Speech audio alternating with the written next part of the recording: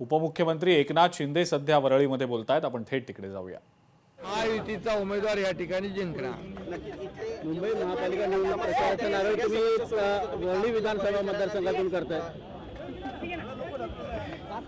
आदित्य ठाकरे यांचा मतदारसंघ आम्ही मुंबईचा प्रचार सुरू झालेला आहे आणि या ठिकाणी वरळीमध्ये देखील आपण पाहतोय की प्रचंड उत्साह लोकांमध्ये आहे।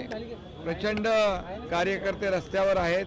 इथले लाडक्या बहिणी लाडके भाऊ सगळे रस्त्यावर उतरलेत आणि महायुतीचा प्रचार, महायुतीच्या उमेदवाराला पाठिंबा देण्यासाठी सगळे रस्त्यावर उतरले। यावरून चित्र स्पष्ट आहे की वरळी चा जो वॉर्ड आहे तो महायुतीचा आमचा उमेदवार प्रल्हाद वरळीकर जिंकणार। वरळी कोळीवाड्यामध्ये हा मुंबईचे आद्य नागरिक वरळी कोळीवाडा आद्य नागरिक आहे मुंबईचा। इथल्या अनेक समस्या तुम्ही सोडवलेल्या आहेत। इथल्या अनेक समस्या, सीलिंगचा जो मधला जो स्पॅन होता त्या आपण सीलिंग मधला जो बोटी येण्या जाण्याचा मार्ग होता तो आम्ही दुप्पट केला। त्यावेळेस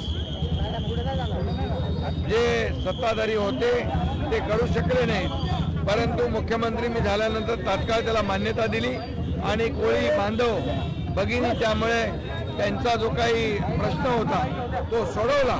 यामध्ये पैसे जास्त खर्च झाले तरी चालतील, परंतु भूमिपुत्रांना न्याय मिळाला पाहिजे ही भूमिका आम्ही घेतली आणि त्यामुळे देखील भूमिपुत्र आमच्या बरोबर आहे।